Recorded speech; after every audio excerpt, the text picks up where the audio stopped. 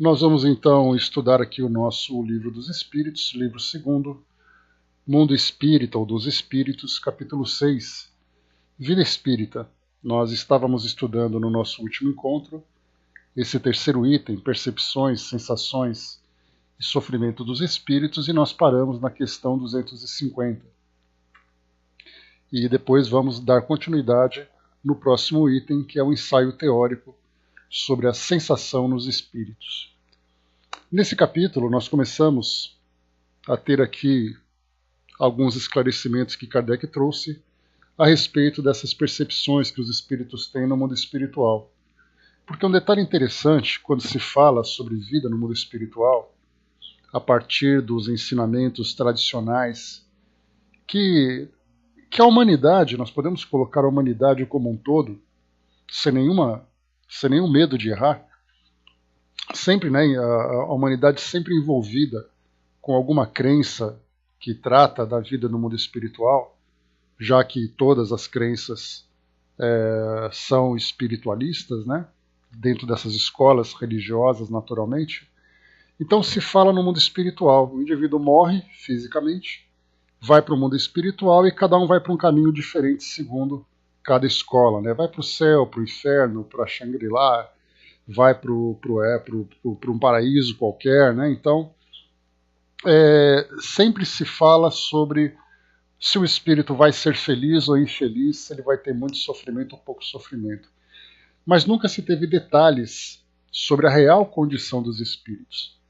A doutrina espírita, então, através das investigações de Kardec, trouxe para nós um entendimento porque ela foi capaz de sistematizar esses ensinamentos, organizar, aprofundar, né? Nós temos outras escolas que também têm contato com os espíritos, como é o caso, por exemplo, da Umbanda, que tem ali muitas e muitas manifestações em suas atividades, e os espíritos falam o que eles estão sentindo, se sentem dor, se sentem frio, o que eles podem ver, o que não podem, né? Mas são colocações soltas, né? O que Kardec conseguiu fazer foi, quando um espírito comentava alguma coisa a seu respeito, o outro comentava, ele percebeu que era possível fazer então uma organização desse tema e começar então a questionar os espíritos para obter respostas mais precisas sobre o que eles sentem e fazer então essas comparações. Então, todo mundo pensa no mundo espiritual, mas ninguém imagina como vai vivenciar essa experiência no mundo espiritual, né? E certamente, né, Tic-Teco? Por isso, então, Kardec, quando ele trouxe para nós essas questões, era exatamente para fazer com que fosse clara essa condição. Então, ele comentou aqui sobre se o espírito continua mantendo as suas percepções. E aí, então, aqueles que responderam, né, os instrutores espirituais, disseram que não apenas mantém essas percepções, como tem ainda mais aprofundamento a respeito delas. Se é limitado, se eles têm conhecimento de tudo, se eles sabem dos princípios das coisas, se eles compreendem o tempo, se eles sabem, por exemplo, sobre o passado, o futuro, sobre a percepção sobre Deus, porque a ideia religiosa tradicional é: você vai então desencarnar e você vai então encontrar Deus. Simplesmente assim. Então todo mundo desencarna com essa expectativa. Depois aqui um pouco mais, falando sobre se a visão deles é uma visão relacionada com o mundo à sua volta, ou se é mais aprofundada, se os espíritos veem luz, se os espíritos são capazes de se transportar, se eles têm percepção sobre sons, né? Enfim, essas foram as questões que Kardec então apresentou. Na questão agora 250, a respeito também dessas percepções, então Kardec pergunta, então agora iniciando, né, propriamente o nosso estudo de hoje. Segundo as percepções, atributos do próprio espírito, ele pode deixar de usá-las, ou seja, né, aquilo que ele vê ou aquilo que ele ouve, ele pode neutralizar essas percepções, não querer, por exemplo, ouvir nada, ou não querer ver nada, ou só ver aquilo que interessa para ele. É possível ele ter essa percepção seletiva? A resposta: o espírito só vê e ouve o que ele quiser. Isso de uma maneira geral, e sobretudo para os espíritos elevados. Os imperfeitos ouvem e veem frequentemente, queiram ou não, aquilo que pode ser útil ao seu melhoramento. Então, estar preso entre aspas, a uma faixa vibratória determinada, sendo ali uma faixa vibratória inferior, para esse espírito é uma punição. E estar em contato com aquela visão perturbadora, ou ouvir aquilo que se encontra nessa dimensão, nessa faixa vibratória, é para ele então uma punição e um aprendizado. Já os espíritos elevados são capazes então de mudar essas percepções muito mais pela faixa vibratória que eles habitam, ou que eles vivem. Bom dia, Andréa. Então, por isso, são capazes de se distanciar daquilo que traz perturbação, daquilo que traz sofrimento. Depois nós vamos ver um pouquinho mais sobre isso, que Kardec vai aprofundar essa ideia no ensaio teórico sobre as percepções. Na 251, os espíritos são sensíveis à música? A resposta: trata-se da vossa música? O que ela é perante a música celeste? Essa harmonia da qual ninguém na Terra pode ter ideia. Uma é para a outra o que o canto selvagem é para a suave melodia. Não obstante, os espíritos vulgares podem provar um certo prazer ao ouvir vossa música, porque não estão ainda capazes de compreender outra mais sublime. A música tem para os espíritos encantos infinitos, em razão de suas qualidades sensitivas muito desenvolvidas. Refiro-me à música celeste, que é tudo quanto a imaginação espiritual pode conceber de mais belo e mais suave. Né? Então, o que nós temos aqui? Sim, os espíritos são sensíveis à música. Só que essa sensibilidade varia muito de acordo com o interesse, de acordo com o nível evolutivo de cada um. Então nós encontramos, por exemplo, nesses pancadões, essas músicas que são vulgares, nós encontramos essas músicas que são mais populares, né, falando da vivência comum de um indivíduo, de suas paixões, de seus medos. Então sim, os espíritos procuram esses ambientes e procuram também essas mesmas músicas. Músicas mais agitadas, músicas mais agressivas. E nós começamos então a perceber também as músicas mais harmônicas, as músicas mais sublimes. Então, sim, resumindo, os espíritos são sensíveis à música. E cada um então busca as músicas de seu interesse. E quando se fala, Brás, nessa música mais universal, essa música mais elevada, a música celeste que ele comenta, ele fala de melodias que realmente vibram no íntimo do espírito. Talvez, né, é difícil para nós falarmos quais seriam as músicas mais próximas dessa realidade.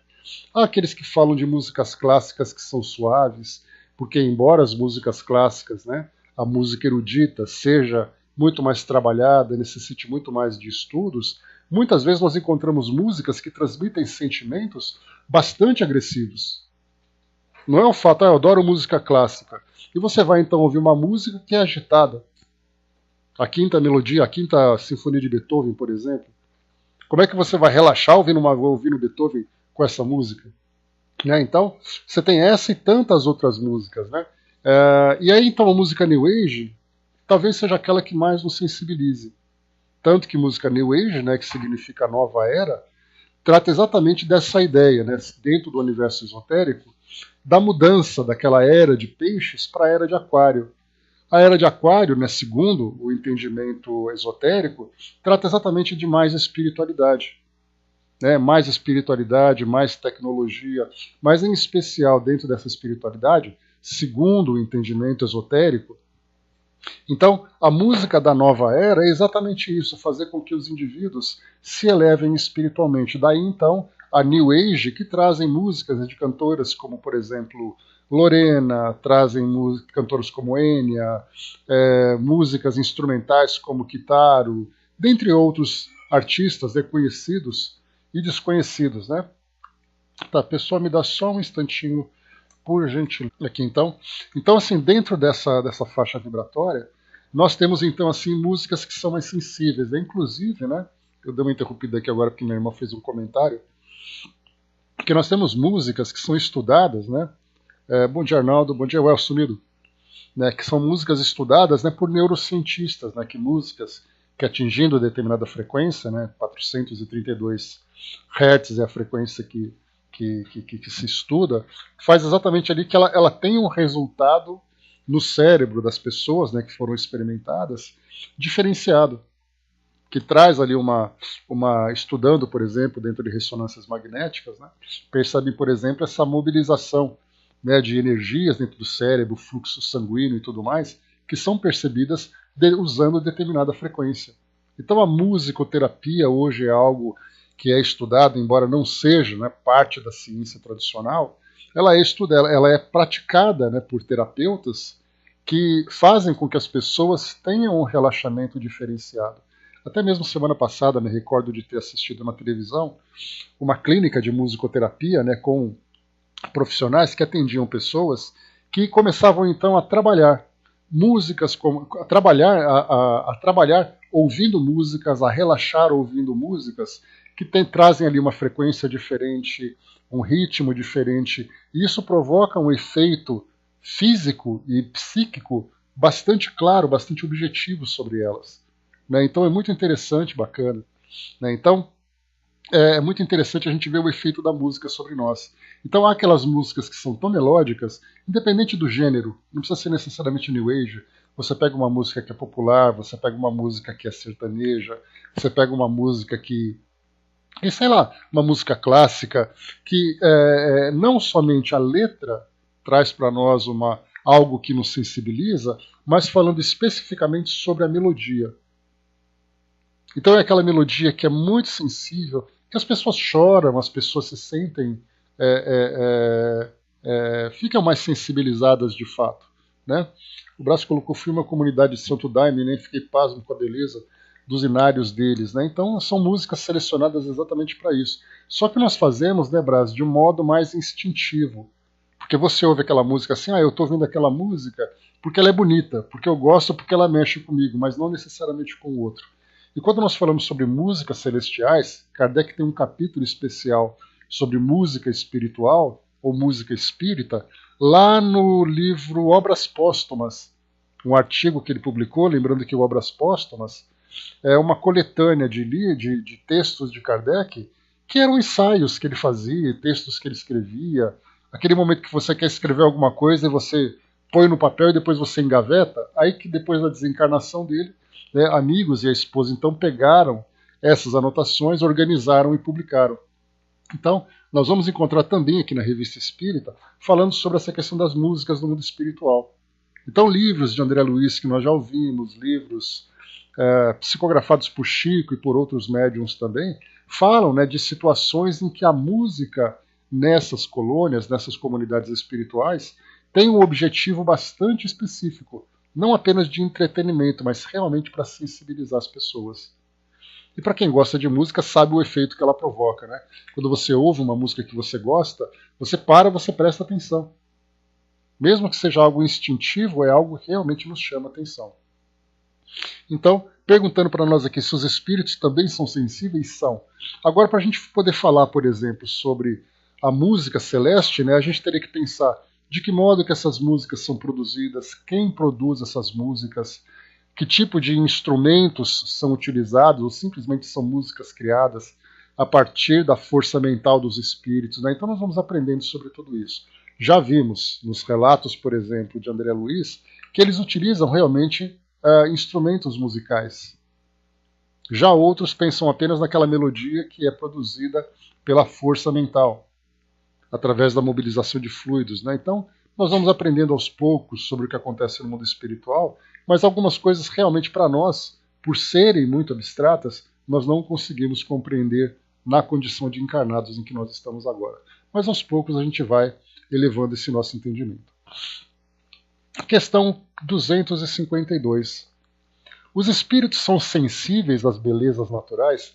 Quando Kardec pergunta se os espíritos percebem a luz, se eles percebem o som, se eles são sensíveis à música, se eles são sensíveis às belezas naturais, é muito mais a título de aprofundamento do tema.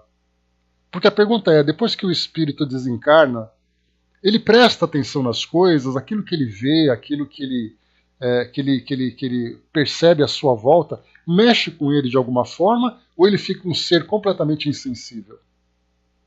Para nós a resposta é muito simples. Da mesma forma que nós encontramos em tantos e tantos relatos, como por exemplo, né,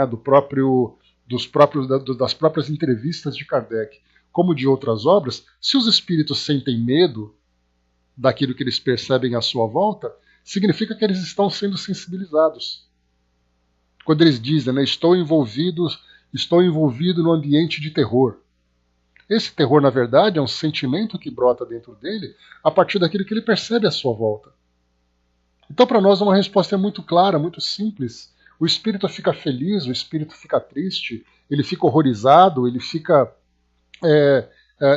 emocionado com aquilo que ele vê. Tudo isso que ele sente são sensações. Por isso, então, ele é sensível a tudo isso. E aí, colocado para nós, né, os espíritos são sensíveis às belezas naturais? Belezas naturais de vários globos são tão diversas que estamos longe de as conhecer. Sim, são sensíveis a elas, segundo as suas aptidões para apreciar e compreender. Para os espíritos elevados, há belezas de conjunto diante das quais se apagam, por assim dizer, as belezas dos detalhes. Né? Então, aqui é só uma resposta, né, uma genérica que os espíritos dão, mas facilmente compreensível para nós. Né? Imagina, por exemplo, que nós desencarnados, no momento em que nós desencarnamos e estamos em condições de perceber essas belezas, por estarmos mais equilibrados, imaginemos, por exemplo, durante a noite, nós olharmos para o espaço e vermos as estrelas não mais com os olhos humanos, mas termos a percepção que os espíritos têm olhando para as estrelas.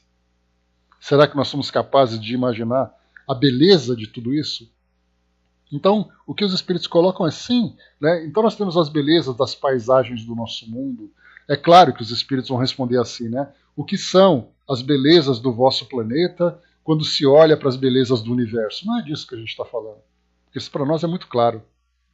Existem belezas fora aqui do nosso mundo, porque o que nós entendemos como ambientes de beleza, bom dia, ambientes de beleza, nós falamos sobre uma paisagem que você olha no cartão postal, que você vai no alto de uma montanha e você vê ali todas aquelas árvores, que você olha para o pôr do sol lá no fundo do oceano, que você vê ali, né, uma noite de luar. É o que a gente tem de beleza. Aquela abelhinha pousando numa flor. Né, teve até uma coisa engraçada um tempo atrás, fui fazer um exame, tinha uma pessoa na sala de espera, ela estava vendo uma revista que falava sobre a natureza, né? Tipo National Geographic, alguma coisa assim.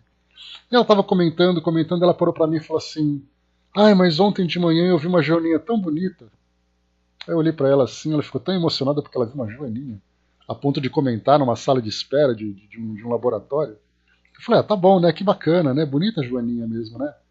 Então, quer dizer, ela apreciou a beleza numa joaninha que ela viu na varanda da casa dela. Né? Então, cada um vai se sensibilizando com aquilo que é do seu interesse. Então, nós temos uma beleza no nosso mundo relativa à nossa condição evolutiva. E é claro que, estando desencarnados, nós não apenas temos uma percepção muito mais apurada, como nós somos capazes de ver beleza muito além daquilo que existe no nosso mundo. Então, sim, né? Somos sensíveis às belezas naturais. Apreciamos sem dúvida nenhuma, né? O próprio André Luiz fala muito sobre isso, né? Lembra daquele bosque das aves, das árvores, aquele bosque das águas, né? Que tantas belezas que tem lá na colônia. Outros espíritos falam, né? Dos confins do universo quando eles olham para o espaço. Tem a percepção da luz das estrelas com muito mais profundidade do que aquilo que nós vemos do nosso próprio modo, né? Então, enfim, sem dúvida nenhuma. O Denis colocou, né? Então continuamos iguaizinhos de como somos aqui agora, depois de desencarnarmos. Se não percebemos a beleza da natureza agora, não percebemos do lado de lá. Exatamente, Denis. Quer dizer, você é o que você é. Se você gosta de música vulgar, chega no mundo espiritual, você vai procurar um ambiente que tem pensamentos, comportamentos, pessoas, músicas, daquilo que você gosta. Né? Então, o que o espírito tem no plano espiritual é exatamente uma maior percepção, mas a qualidade desses elementos que o espírito busca para exatamente aquilo que ele continua buscando aqui no mundo material. O que ele vai ter de mudança vai ser exatamente a mudança do seu caráter, a mudança da sua compreensão. Então ele vai mudar o seu objeto de interesse de acordo com a melhor compreensão que ele vai desenvolvendo.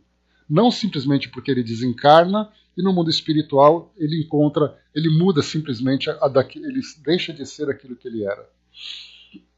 O Brás lembrou, tudo se amplia aos olhos do espírito. É isso aí. 253. Os espíritos experimentam as nossas necessidades e os nossos sofrimentos físicos? Olha só que pergunta importante isso. Porque essa pergunta aqui, ela diz respeito, ela traz para nós um fundamento daquilo que nós lemos em livros, como Nosso Lar, Memórias de um Suicida, que muitas vezes são obras que são criticadas. O espírito quando chega para lá, ele não sente fome. O espírito quando vai do lado de lá, ele não sente vontade de tomar banho. Ele não precisa disso. Olha a resposta dos espíritos. Mais uma vez, os espíritos experimentam as nossas necessidades e os nossos sofrimentos físicos. Eles os conhecem, porque os sofreram, mas não os experimentam como vós, porque são espíritos. Então, tem muitas percepções que os espíritos têm, não do modo direto e objetivo como nós, mas as sensações e impressões continuam vivas. Principalmente porque o espírito, não satisfazendo aquela sua necessidade, que para ele era algo comum, como por exemplo a própria fome, psiquicamente ele cria essa realidade. Então por isso que nós temos aqui, experimentam, mas não experimentam como nós.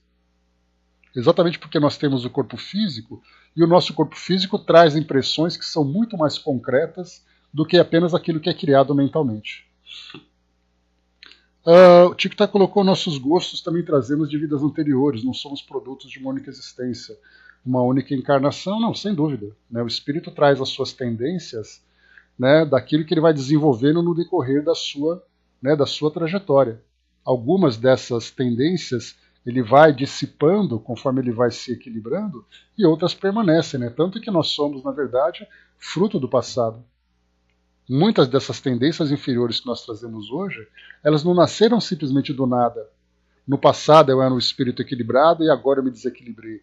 Esse desequilíbrio ele é construído e desconstruído gradualmente. Eu vou alimentando ali uma determinada tendência, como por exemplo, a agressividade. Ela vai sendo alimentada no decorrer das minhas existências, até chegar o momento em que ela culmina em algo que me traz uma situação muito grave. E aí então eu tenho que passar por um sofrimento muito intenso para ir me equilibrando gradualmente, sofrendo restrições e tudo mais. A preguiça, já estudamos sobre isso também. Quantos espíritos vivem durante muito tempo aquela ociosidade, a fuga de responsabilidades, até que chega uma hora que ele chega realmente no fundo do poço. E aí então ele tem que ser mobilizado para poder mudar essa percepção, sendo empurrado, sendo estimulado dolorosamente para viver isso tudo, para viver algo diferenciado. E continua aqui, vamos lá para a gente poder pegar depois aqui o texto da sequência. 254. Os espíritos sentem fadiga e necessidade de repouso? Resposta: não podem sentir a fadiga como a entendeis. E, portanto, não necessitam de repouso corporal, pois não possuem órgãos em que as forças tenham de ser restauradas.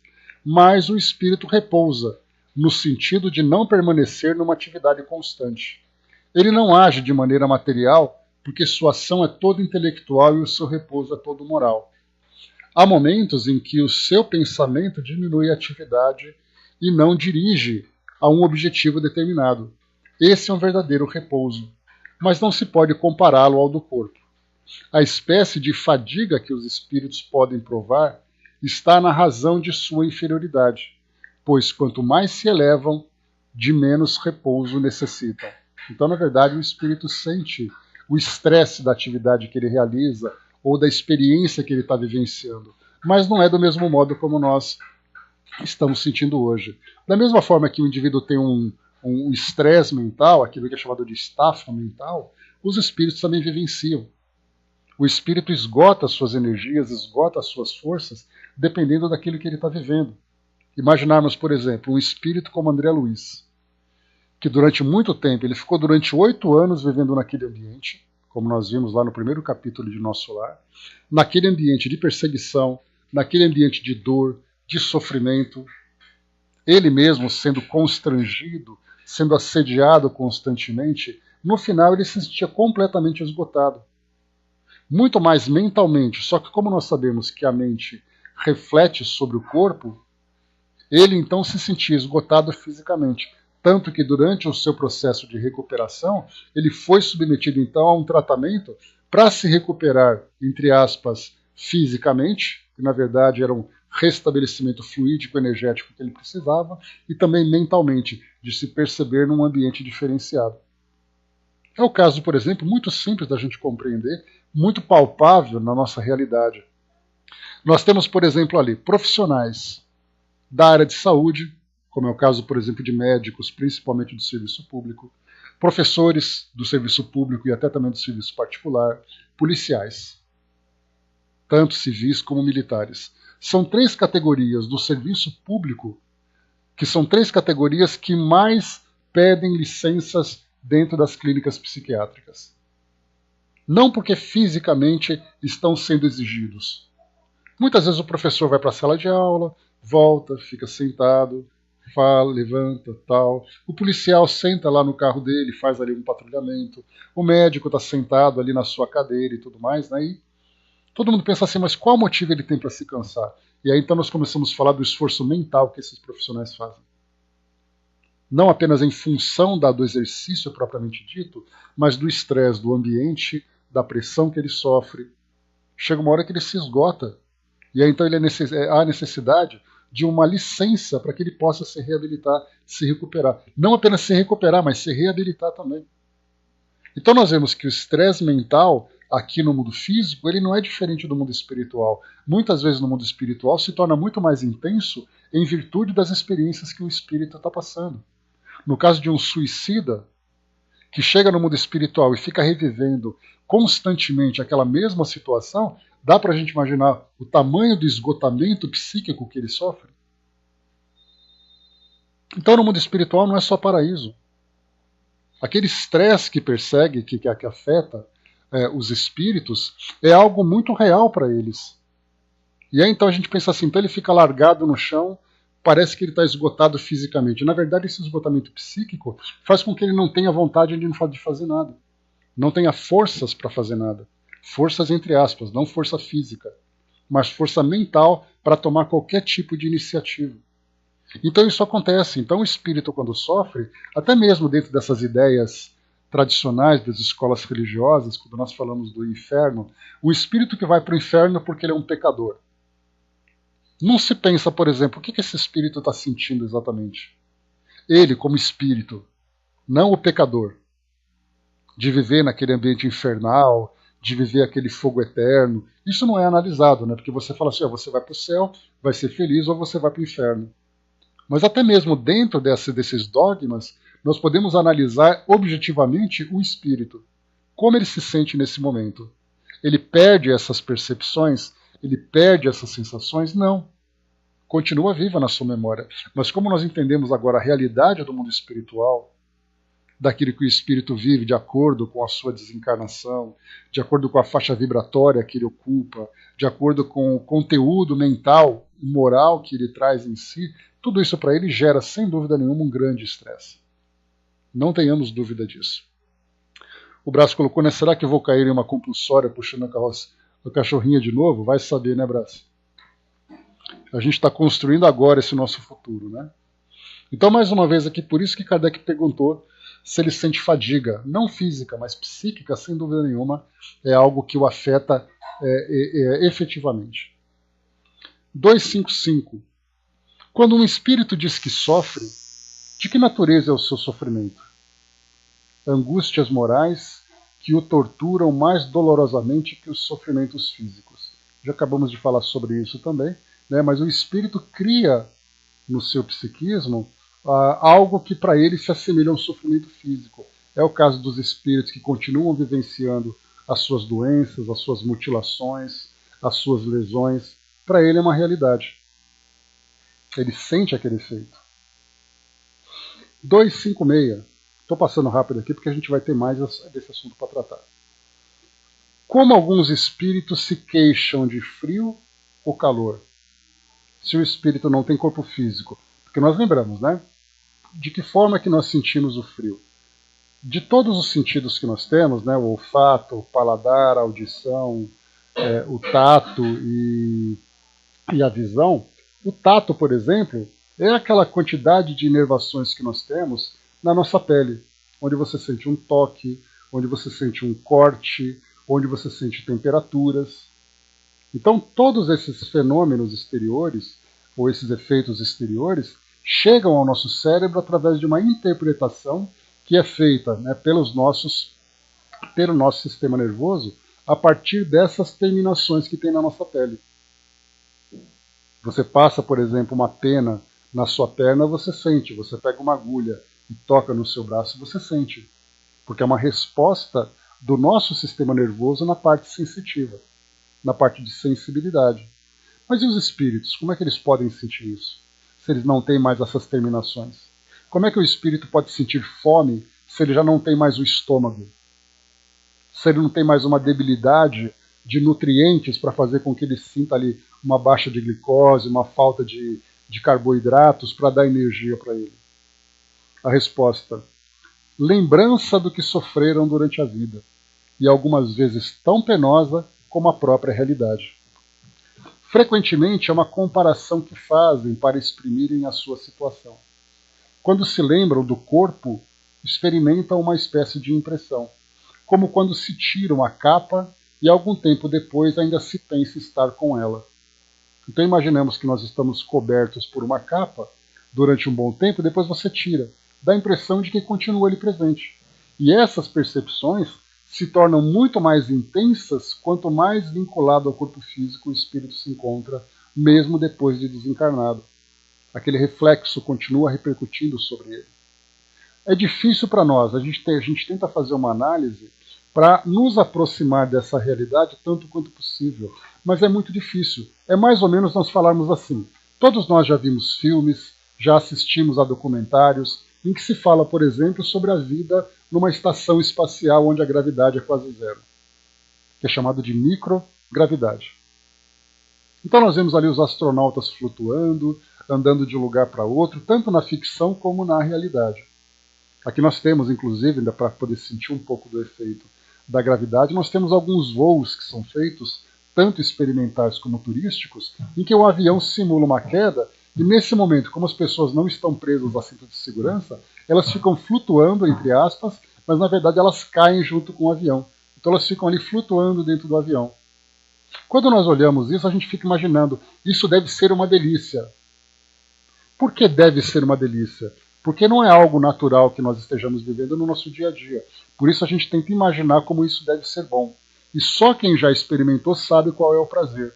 Desde aqueles que fazem essa simulação nesses aviões, até a realidade dos astronautas que estão ali em órbita do nosso planeta. Então nós imaginamos como deve ser flutuar no espaço. Vai amarelar, Tic-Teco? Fala sério, vai. Então, nesse caso, nós imaginamos como é, nós criamos suposições. Deve ser muito bom, deve ser muito gostoso. Por que deve? Porque nós não temos isso no nosso banco de dados. Lembra que o nosso cérebro ele é uma grande biblioteca. E nessa biblioteca nós temos armazenados imagens, sons, sensações. Se nós não temos isso no nosso banco de dados, falar, por exemplo, assim, comer uma banana. Vou no meu banco de dados ali onde tem o paladar, vou no banco de dados onde tem o tato, e eu sei qual é a consistência da banana, e sei qual é o sabor da banana e o cheiro dela também, lá no meu banco de dados olfativo. Estou ouvindo uma música, estou ouvindo uma batida qualquer, eu vou no meu banco de dados para poder identificar aquela batida. Estou ouvindo um som que eu não sei o que é. Você ouve rojões. Meu banco de dados está dizendo, esses estrondos, esses estalos, significa que tem fogos de artifício. A chuva caindo lá fora. Esse barulho é a água da chuva batendo em alguma coisa. E de repente você ouve alguma coisa que você não sabe.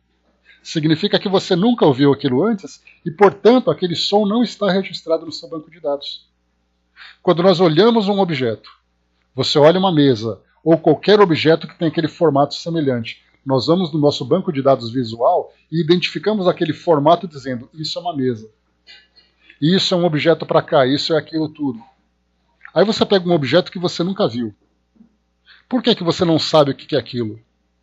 Você não sabe qual é a função dele? Porque aquilo não se encontra registrado no seu banco de dados. Então o paladar, o cheiro, né, o olfato, os sons e o tato são essas sensações. Só que nós temos também sensações que nós não conhecemos. Saltar de paraquedas, aquela queda livre. Para nós que nunca fizemos isso, ou para quem nunca fez, é algo que realmente fica imaginando, né? Nossa, será que eu vou sentir medo? Será que eu vou gostar? Será que deve ser tão bonito assim mesmo? Nesse caso, nós estamos falando de sensações. Essas sensações de queda livre, de flutuar numa simulação de gravidade ou numa microgravidade zero, são coisas que nós não sentimos ainda. Imaginemos nesse caso para os próprios espíritos. Eu estou tentando ilustrar para vocês aqui, trazendo vários e vários exemplos, só para a gente ter uma ideia de como é difícil interpretarmos algo que alguém sente, principalmente fora do corpo físico, sem ter esse veículo material que nós temos para transmitir essas impressões. Por isso, então, frio, calor, fome, dor e tantas outras sensações só serão percebidas para quem estiver fora do corpo e especificamente vivendo aquela condição. Se nós não temos não vivemos aquela experiência, não temos necessidade de vivê-la, significa que para nós vai ser algo ignorado. Mas para muitos espíritos isso é uma realidade. Falar para um homem, por exemplo, como nós vamos perceber qual é a experiência de uma gravidez? Impossível, a menos que nós vivenciemos uma experiência no sexo feminino numa outra encarnação. De você sentir ali o bebê sendo gerado, se desenvolvendo dentro de você. Não falo do parto, né? Porque o parto não é algo muito fácil, não. Mas você sentir aquilo tudo, as mudanças de sensações, aquelas percepções, é algo que somente uma grávida pode perceber. E ainda assim, cada uma tem ali uma percepção diferente. Umas são mais sensíveis, outras não. Não é assim, mulheres? Então você dizer para um homem de que forma que ele vai sentir isso é impossível. Por mais que você descreva, então vamos colocar 10 mulheres. Vamos entrevistar as 10 mulheres para poder falar como foi a sua, como foi a sua. E aquele bando de homem tudo anotando. Por mais que nós anotemos, tentemos imaginar, impossível ver aquilo. Essa comparação, então, talvez essa da gravidez, essa da gravidade e do voo livre, sejam as 3 sensações que somente quem vivencia sabe como é. Por mais que você tente ilustrar, você não vai conseguir. Então, nesse caso, nós temos então aqui, falando sobre os espíritos. Eles sentem, e ainda assim, né, Gilda, mesmo uma mesma mulher vivendo várias gravidezes, serão sensações diferentes. Com relação, independente do fenômeno gravidez em si, a expectativa também é diferente. Para quem vai ter o primeiro filho, para quem vai ter o segundo, o terceiro. Então, mais uma vez, todas essas impressões que os espíritos têm dizem respeito, então, à lembrança do que eles sofreram. Ou seja, aquele banco de dados que eles têm ali na sua memória vão, então, se tornar ali, muitas vezes, desequilibrados. É como se houvesse um curto-circuito. Aquelas faíscas para todo lado, e o banco de dados deles, então, começa a extrapolar aquelas sensações. E o espírito, então, se ele não conseguir se recuperar em termos de equilíbrio, ele vai sentir todos esses fenômenos. Exato, né? Esse corpo espiritual que Paulo de Tarso lembra. Então, pessoal, essa aqui é a questão 256, né? Falando então sobre essas sensações. Nós vamos então agora aprofundar um pouco mais, partindo agora para o item número 4, dando continuidade nesse mesmo tema, né? Ensaio teórico sobre as sensações nos espíritos, que é a questão número 257. Tá? Só que, como eu falei para vocês no nosso encontro anterior, em vez de lermos aqui o Livro dos Espíritos, nesse ensaio teórico, que é aqui uma versão resumida desse tema, nós vamos lá para a Revista Espírita, que é a versão completa, a versão estendida. Lá no mês de dezembro de 1858, nós temos um artigo intitulado Sensações dos Espíritos. Então, é praticamente o mesmo conteúdo, só que Kardec teve que resumir para trazer para o Livro dos Espíritos. Então, aqui nós vamos ter alguns detalhes que não estão no Livro dos Espíritos. Então, mais uma vez, por isso que eu sempre incentivo, quando nós formos estudar, para pesquisar se o mesmo assunto que está sendo estudado nas obras da codificação não estão também na Revista Espírita. Se tiver, pesquisa na Revista Espírita. Porque é muito mais interessante que Kardec algumas vezes traz algumas considerações que ele não colocou nos livros das obras básicas. Então vamos lá. Sensações dos espíritos. Sofrem os espíritos? Que sensações experimentam?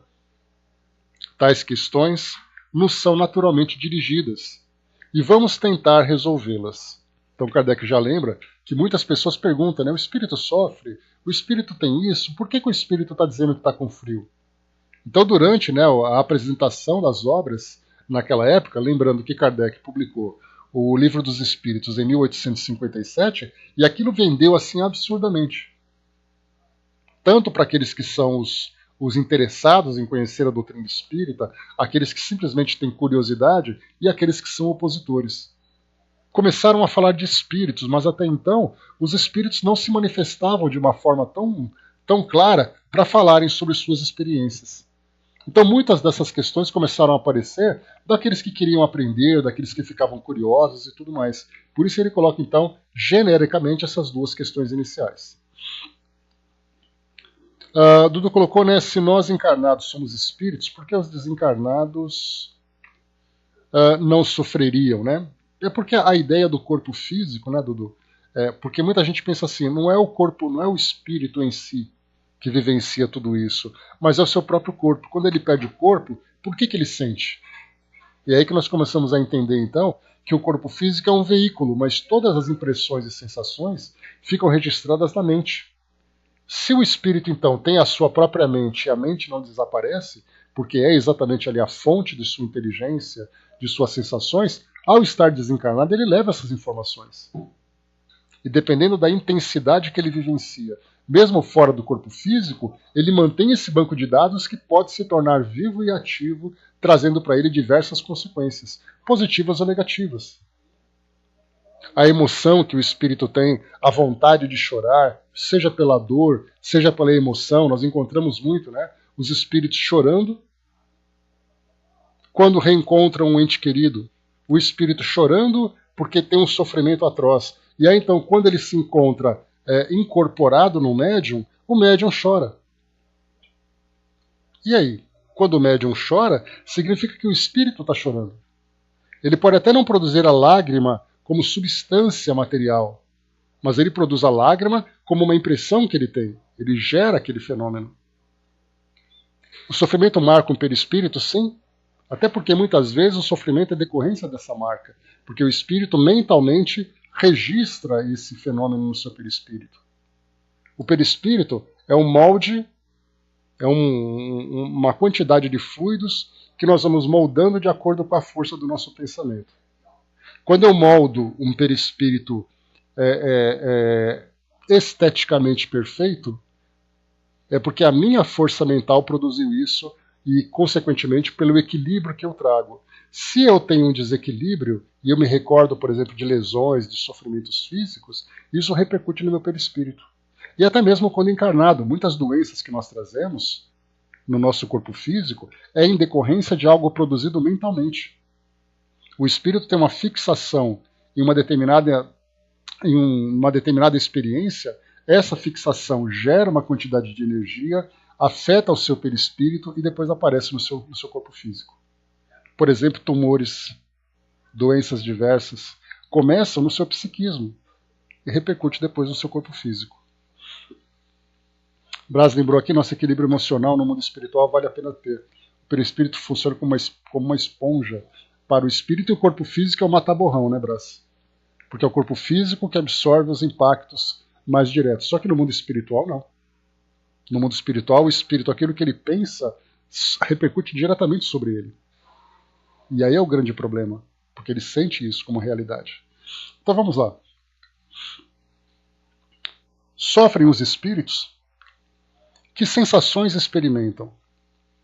Tais questões nos são naturalmente dirigidas e vamos tentar resolvê-las. Inicialmente devemos dizer que, para isso, não nos contentamos com as respostas dos espíritos. De certa maneira, através de numerosas observações, tivemos que considerar a sensação como o fato. Em uma de nossas reuniões, depois que São Luís nos transmitiu a bela dissertação sobre a avareza, inserida no nosso número do mês de fevereiro, um de nossos associados narrou o seguinte fato a propósito dessa mesma dissertação.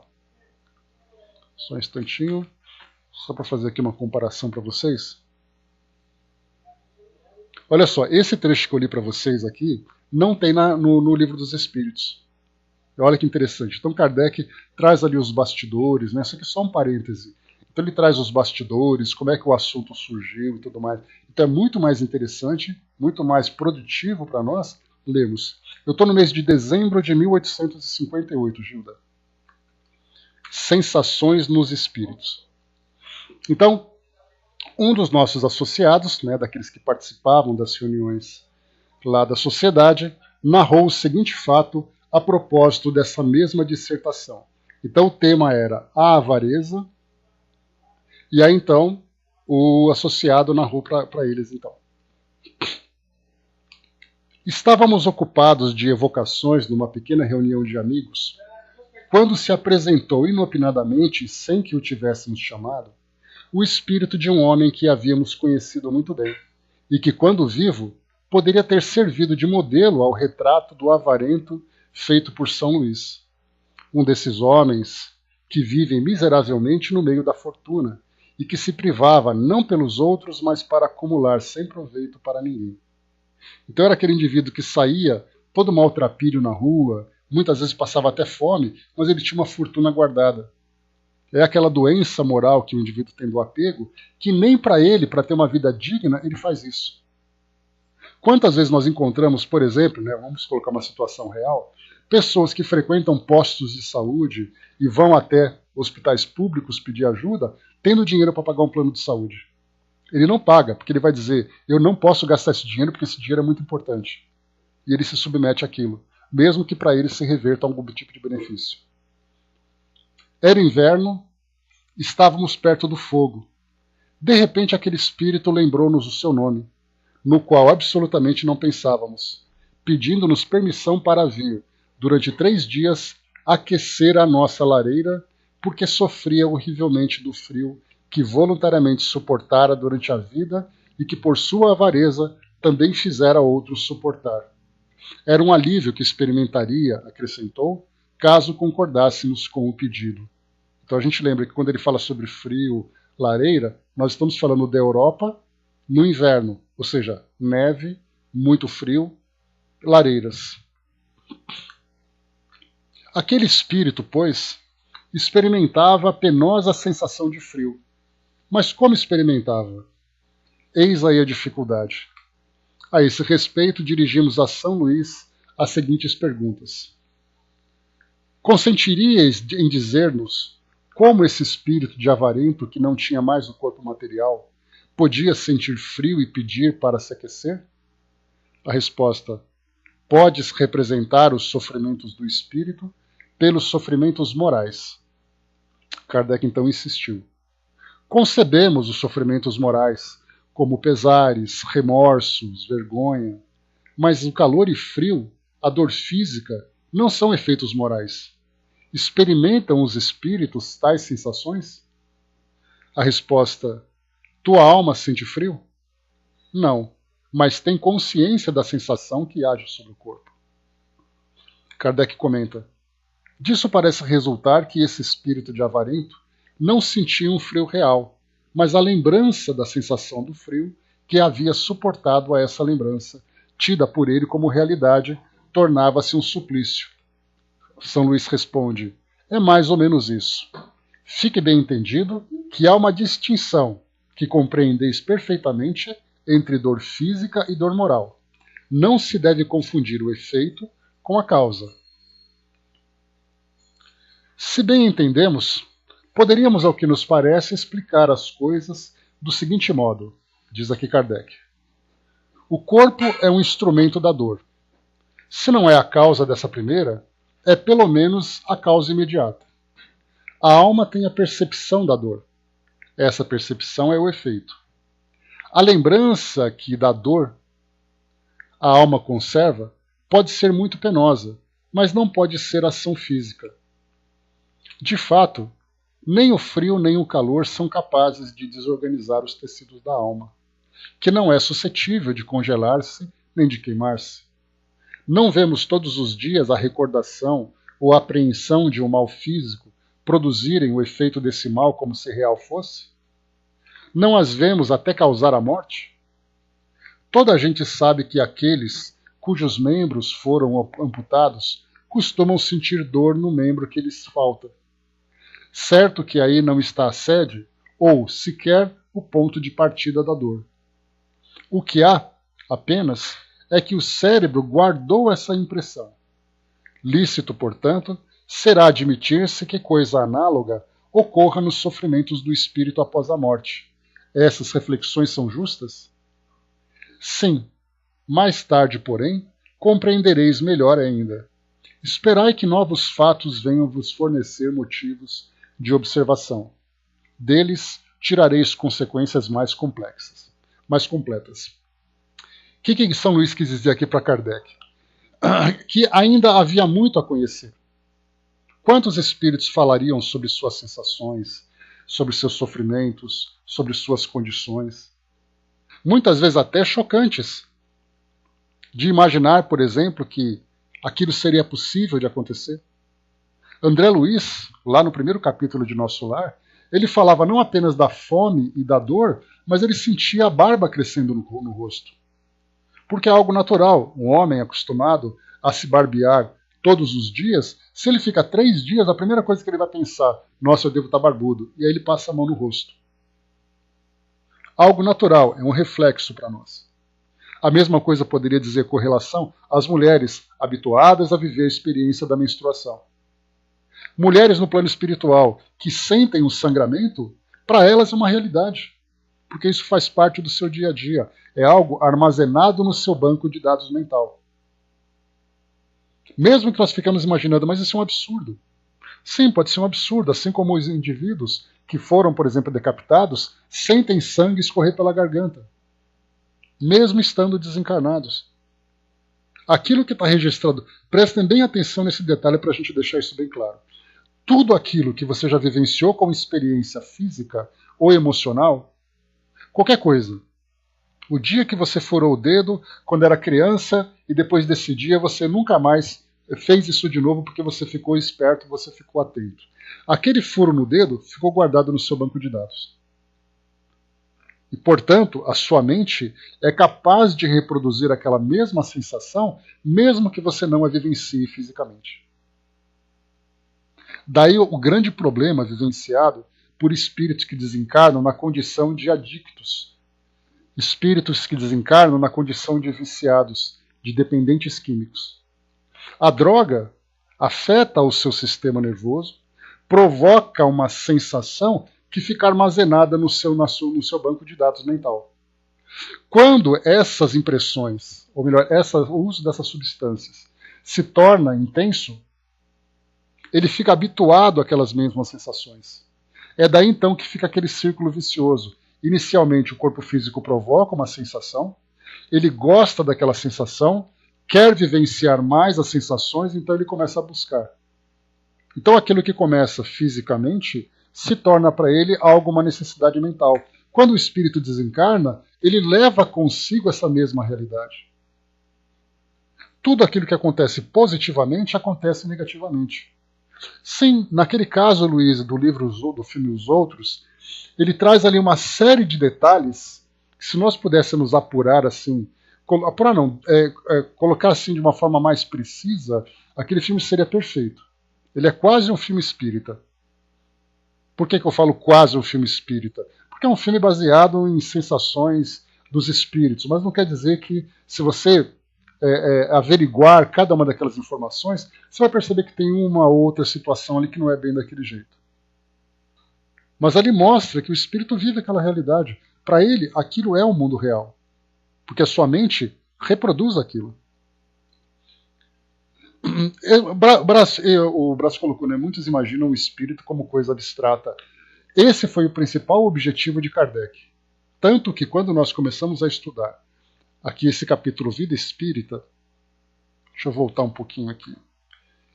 Aqui no índice nós temos espíritos errantes, mundos transitórios. Nesse item, espíritos errantes, que é o primeiro item desse capítulo 6, nós estudamos isso profundamente. Nós lemos aqui as questões apresentadas por Kardec e vimos um artigo extenso que ele publicou também aqui na Revista Espírita. E uma das primeiras questões que Kardec coloca, quer ver?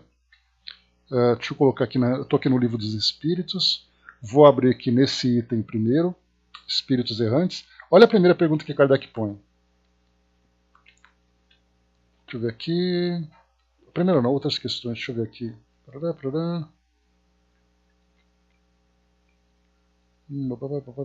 Cadê aqui? Não estou achando a questão, não está nesse trecho. Acho que está na Revista Espírita. Está no artigo da Revista Espírita. Lá Kardec coloca assim, né? Para aqueles que imaginam, né? Muitos imaginam que o espírito deixa de ser alguma coisa. Deixa de ter ali um formato, deixa de ter ali um veículo que transmite para ele essas impressões. Acredita realmente que ele é simplesmente algo que vira um nada comparado com a matéria que a gente tem. Então ele começa o artigo falando exatamente sobre isso. Aí mostra que o arquivo tem um formato, que ele tem um corpo perispiritual, que ele tem ali a sua consciência ativa. Então o primeiro objetivo que ele teve na publicação desse artigo foi exatamente fazer com que as pessoas tivessem esse entendimento que o espírito continua sendo alguma coisa. E não simplesmente algo que perde ali a sua capacidade de vivenciar essas experiências, principalmente dentro do campo moral e também dessas impressões. Houve a necessidade dele começar então a desmistificar, a tirar as fantasias, até fazer com que chegue na realidade. E nós estamos estudando exatamente isso. Estamos nos aprofundando cada vez mais nessa realidade do espírito. Continuando, vamos lá. Então, como foi colocado aqui por São Luís, né, que mais tarde Kardec ia compreender um pouco melhor, que ele tinha que esperar então novos fatos que vinham fornecer mais motivos de observação. E aí então ele poderia tirar as consequências mais completas. Isso se passava no começo de 1858. Desde então, com efeito, um estudo mais aprofundado do perispírito, que desempenha um papel tão importante em todos os fenômenos espíritas e do qual não se tinha ainda conhecimentos, as aparições vaporosas ou tangíveis, o estado do espírito no momento da morte, a ideia tão frequentemente no espírito de que ainda está vivo, o quadro tão impressionante dos suicidas, dos supliciados, né? Supliciados são aqueles que são executados, né? Das pessoas que se deixaram absorver pelos prazeres materiais e tantos outros fatos mais, vieram projetar nova luz sobre essa questão que ensejam explicações, cujo resumo faremos aqui.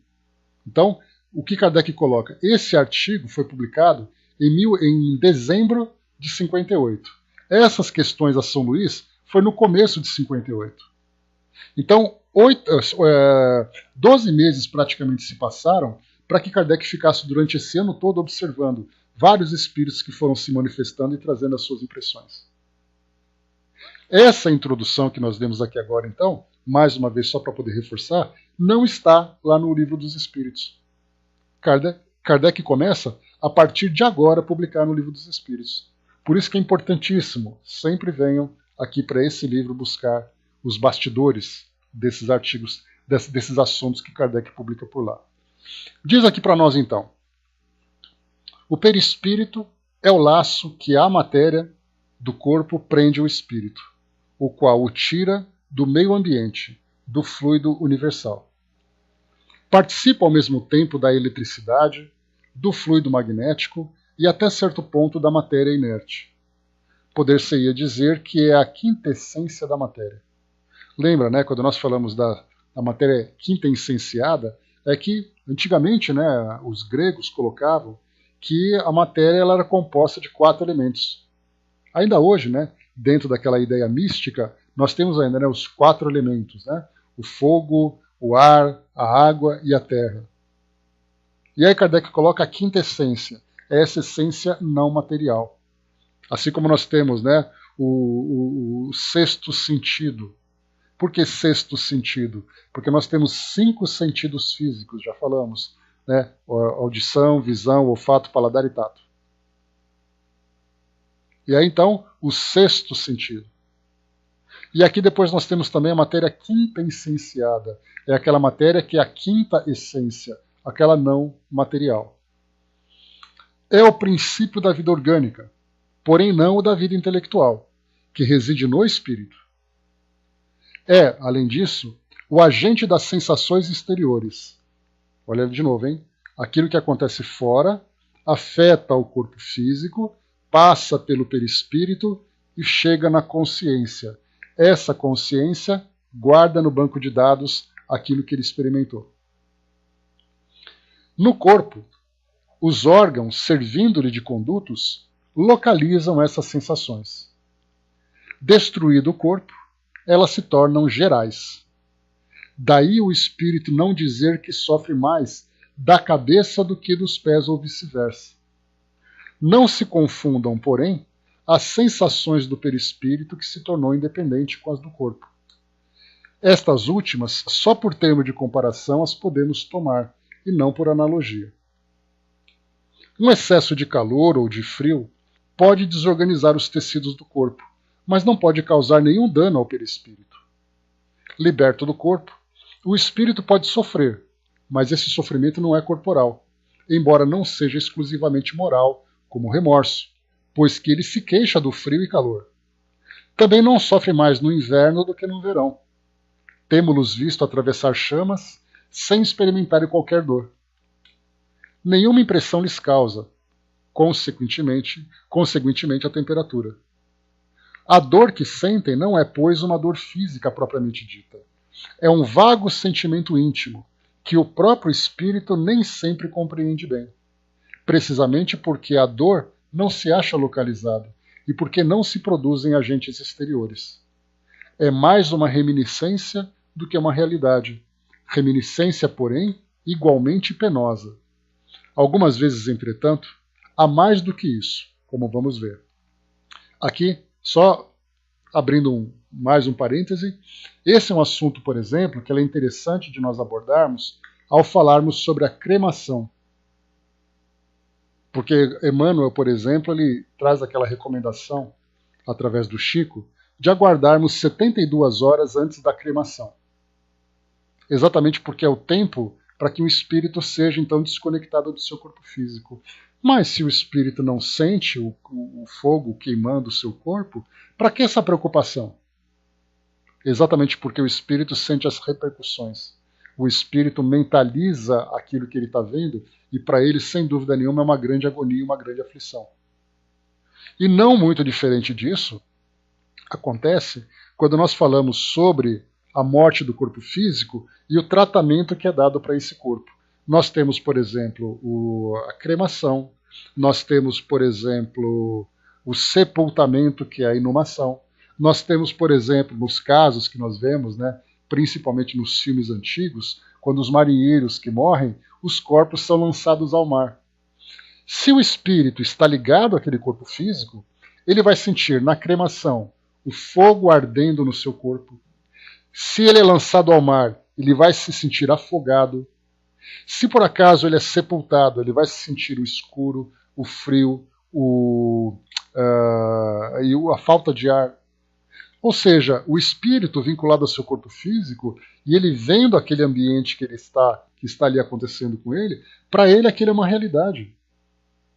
Então, no caso do sepultamento, ele é menos doloroso do que a cremação. Mas o tempo que o espírito fica vinculado ao seu corpo físico é tão angustiante quanto o outro. Então poderíamos dizer assim, qualquer tipo de sepultamento somente a partir de 72 horas. Para que nós estivéssemos assim, de um modo geral, uma garantia de que o espírito não estaria em sofrimento. Mas como é isso impossível, principalmente pela falta de entendimento que nós temos aqui sobre o mundo espiritual, esse é o menos pior. Mas eu vou dizer assim, ó, então você não vai ser cremado, mas eu vou te enfiar num buraco e eu vou te encher de terra em cima. O que você acha da impressão? Para aquele espírito que está preso, a agonia só mudou de jeito, mas a impressão é tão dolorosa quanto. Porque o espírito vive aquela realidade. Continuando. Ensina-nos a experiência. Só um instantinho.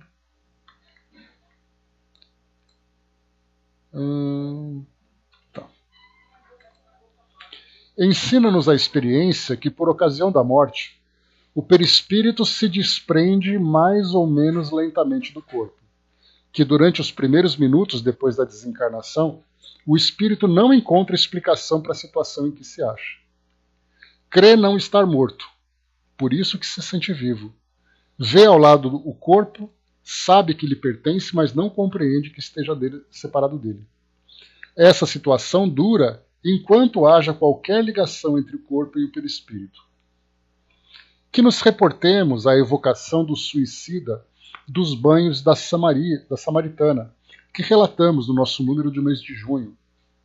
Nós vamos ver depois, esse artigo desse suicida dos banhos de Samaritana, quando nós, na sexta-feira, conforme nós formos evoluindo nos artigos que nós estamos lendo.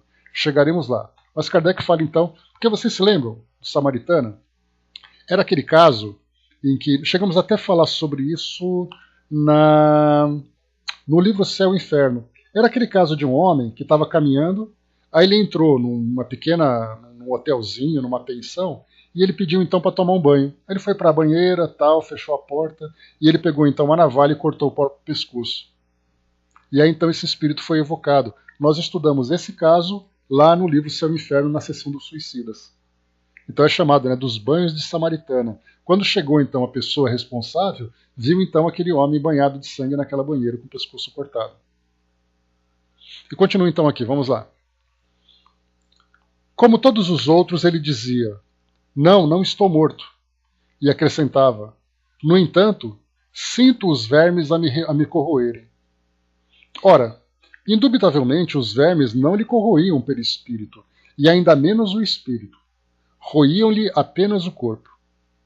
Como, porém, não era completa a separação do corpo e do perispírito, uma espécie de repercussão moral se produzia, transmitindo ao espírito o que estava ocorrendo no corpo.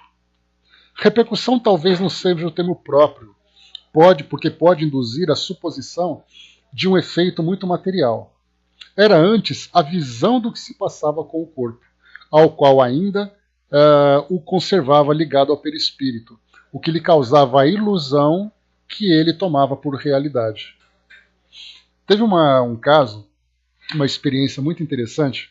Uma pessoa se sentava a uma mesa, em frente a uma mesa, e aí então diziam para ela assim, colocaram uma divisória, era aquela divisória que ficava não do lado esquerdo nem do lado direito, ela ficava na frente dela, para que ela pudesse ver o lado esquerdo e o lado direito. Falaram para ela, coloque a sua mão direita sobre a mesa. Ele colocou a mão do lado direito, daquele lado da divisória, o lado direito.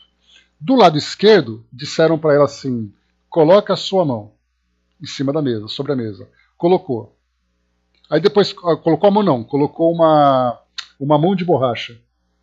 Do lado direito, a sua mão verdadeira, do lado esquerdo, um braço verdadeiro, e do lado esquerdo, um braço de borracha.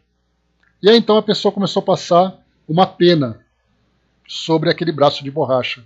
Aquela pessoa começou a olhar, e no braço esquerdo dela, que estava abaixo da mesa, ela começou a sentir aquela sensação, que para ela era tão real, simplesmente de ver alguém passando uma pena em cima daquele braço. Mas aí então, naquela conversa vai, conversa vem para poder distrair, o experimentador pegou um martelo e rapidamente deu uma martelada em cima da mão. Aquela pessoa tirou a mão dando um grito e ela sentiu na mão dela a martelada, naqueles momentos iniciais.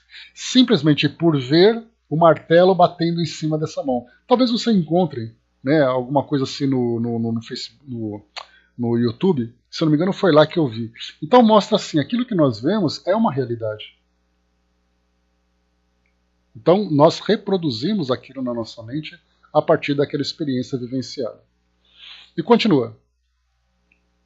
Assim, pois, não haveria no caso uma reminiscência, porquanto ele não fora em vida roído pelos vermes. Havia um sentimento de um fato da atualidade. Isso mostra que as deduções se podem tirar dos fatos quando atentamente observados. Durante a vida, o corpo recebe impressões exteriores e as transmite ao espírito por intermédio do perispírito, que constitui, provavelmente, o que se chama de fluido nervoso. Deixa eu só voltar aqui para completar um raciocínio, para não deixar isso aqui passar despercebido. Kardec coloca o seguinte: aquele espírito, então, vinculado ao corpo físico daquele suicida, ele começou a sentir os vermes roendo o seu corpo. Lembra que quando eu falei para vocês do banco de dados, nós só armazenamos as sensações, as impressões que foram reais para nós. Você furou o dedo, você guardou na sua memória como foi furar o dedo. No caso desse espírito, ele nunca teve o corpo roído por vermes. Mas naquele momento ele via e ele mesmo criava essa imagem na sua mente. Não era algo que ele tinha guardado, era algo que para ele era uma realidade. Por isso, então, o que foi colocado por Kardec não era uma repercussão direta. Ele não sentia os vermes roendo o seu corpo, porque ele não sabia o que é isso. Nós não sabemos o que é isso. Nós nunca tivemos essa sensação, graças a Deus, né? Nunca passamos por isso. Mas no momento em que nós olharmos alguma coisa acontecendo, nós vamos criar algo que represente aquela realidade. Por isso que Kardec, então, coloca como uma ilusão. Por isso ele responde: assim, pois, não haveria, no caso, uma reminiscência. Reminiscência é quando você busca na sua memória alguma impressão, porquanto ele não fora em vida roído pelos vermes. Havia o sentimento de um fato da atualidade. Isso mostra que deduções se podem tirar dos fatos, quando atentamente observados. E continua. Espera aí um pouquinho, só que eu me perdi aqui. Deixa eu só acelerar um pouquinho, pessoal, que eu vou só fechar esse parágrafo aqui, para a gente poder concluir o nosso estudo de hoje. Deixa eu ver aqui.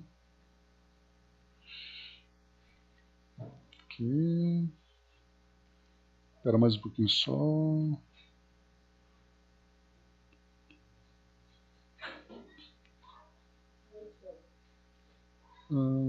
Tá, vamos lá. Durante a vida, o corpo recebe impressões exteriores e as transmite ao espírito por intermédio do perispírito, que constitui provavelmente o que se chama fluido nervoso. Uma vez morto, o corpo nada mais sente, por já não haver nele espírito nem perispírito. Este, desprendido do corpo, experimenta a sensação, porém, como já não lhe chega por um conduto limitado, ela se lhe torna geral. Ora, não sendo o espírito realmente mais do que simples agente, não sendo o perispírito realmente mais do que simples agente de transmissão, pois que no espírito é que está a consciência, lógico será deduzir-se que, se pudesse existir perispírito sem espírito, aquele nada sentiria, exatamente como o corpo que morreu. Do mesmo modo, se o espírito não tivesse perispírito, seria inacessível a toda e qualquer sensação dolorosa. É o que se dá com os espíritos completamente purificados. Aqui, não, cuidado, né? Quando se fala que o espírito perde completamente o perispírito, aqui quando Kardec coloca, já teve também observações de Kardec dizendo que o espírito tem o seu perispírito tão sutil quando ele se torna purificado, que parece que ele já não tem, mas ele mantém. Então aqui pode gerar confusão, né? Porque depois, com o passar do tempo, Kardec vai mudando essa visão, conforme ele vai se desenvolvendo nos seus estudos. Por isso ele coloca mais uma vez, né? Do mesmo modo, se o espírito não tivesse perispírito, seria inacessível a toda e qualquer sensação dolorosa.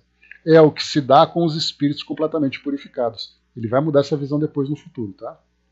Sabemos que quanto mais eles se purificam, mais etérea se torna a essência do perispírito, donde se segue que a influência material diminui à medida que o espírito progride, isto é, à medida que o próprio espírito se torna menos grosseiro. Aqui em seguida ele já corrigiu, então. O Web colocou para nós, né, tem pessoas que vomitam só de ouvir algo nojento, porque a mente, ele imagina, chegando a sentir as sensações de cheiro, de gosto e cheiro, né? Mesmo só ouvindo, deve ser algo do tipo. Perfeito, El, exatamente essa comparação. Esse é mais um tipo de situação que a pessoa só de imaginar já vê. Por exemplo, quem tem medo de baratas? Ok. Quem tem pavor de baratas? Agora imagine um baratão na sua frente. Para aqueles que são mais sensíveis, já começa a ter uma aceleração do batimento cardíaco. A pressão até sobe. Só de imaginar a barata. Né, Gilda? Pelo jeito já sentiu, né? É um caso, por exemplo, né, de você não estar vendo, mas só de imaginar, já pega alguma coisa assim. É aquele frio na barriga, exatamente, Dudu. Né? Então eu tenho uma amiga minha assim, que só de imaginar, a Vaninha mesmo, né? A Vaninha, só de imaginar uma barata, ela já começa a ficar pálida.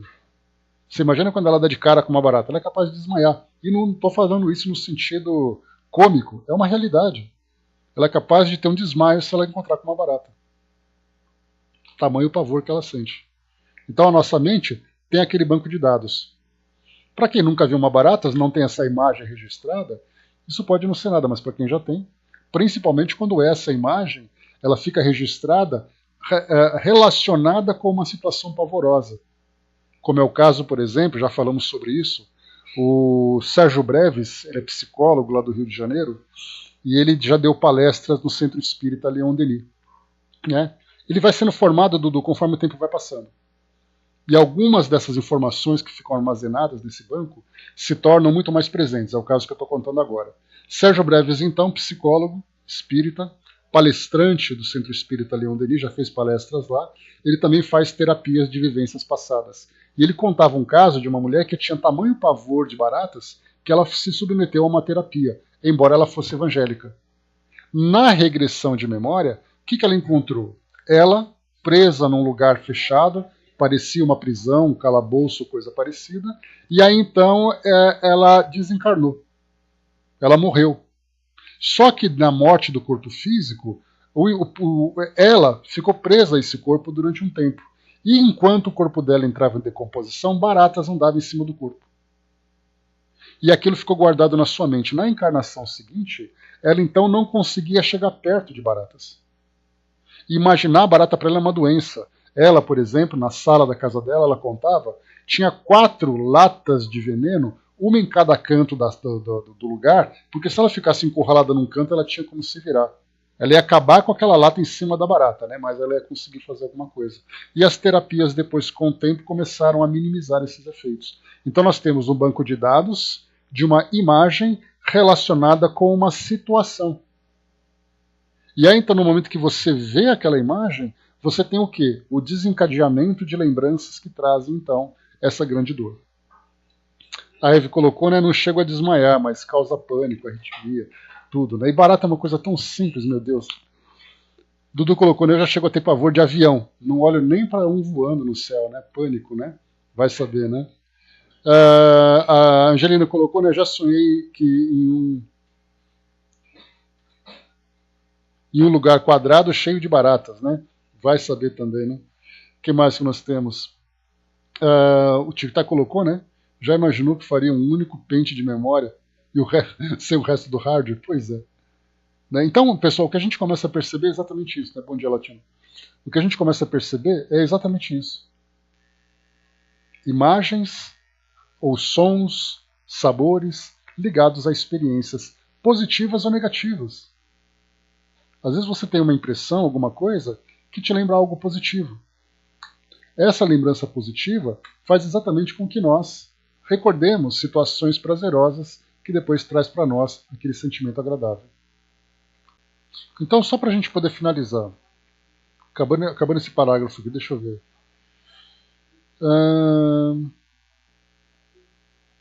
Mas dir-se-á, diz aqui na Revista Espírita, desde que pelo perispírito é que as sensações agradáveis, da mesma forma que as desagradáveis, se transmitem a um espírito, sendo o espírito puro, inacessível a umas, deve ser igualmente a outras.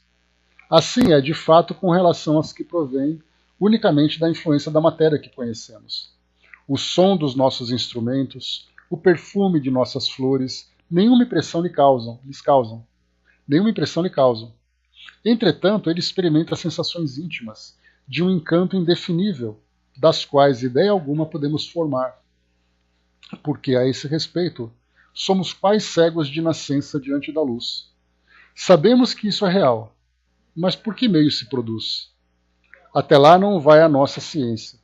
Sabemos que no espírito há percepção, sensação, audição, visão, que essas faculdades são atributos do ser todo, e não como no homem, de uma parte apenas do ser. De que modo ele as tem? Ignoramo-lo. Olha só então Kardec colocando uma situação interessante. Ignorar, por exemplo, como algo acontece com o espírito. Aquela ideia equivocada de que nós temos respostas para tudo. Como nós, encarnados, podemos definir algo que não pertence ao universo, ao ambiente onde nós estamos vivendo agora? Pelo menos nós não temos lembrança disso. Então, mais uma vez, né, ele fala então sobre... Sabemos que no espírito há percepção, sensação, audição e visão. Que essas faculdades são atributos de todo o ser, e não como no homem, de uma parte apenas do ser. Mas de que modo ele as tem? Ignoramo-lo.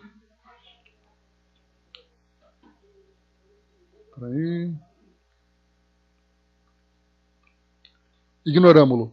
Os próprios espíritos nada nos podem informar sobre isso, por inadequada a nossa linguagem, a exprimir ideias que não possuímos. Do mesmo modo que numa população de cegos, não haveria termos que exprimissem os efeitos da luz. O mesmo ocorre com respeito à língua dos selvagens para traduzir ideias referentes às nossas artes, ciências e nossas doutrinas. Né? Então, parando por aqui, pessoal, vimos aqui, né, esse assunto é sempre muito interessante, porque a gente vai trazendo para nós aqui respostas para uma série de situações e circunstâncias que nós vamos lendo, né, na literatura, ouvindo em palestras, ouvindo nos próprios depoimentos dos espíritos. Né? Então, falarmos sobre essas sensações e percepções e sofrimento dos espíritos de uma forma tão detalhada como o Kardec traz, sem dúvida nenhuma é para nós bastante instrutivo.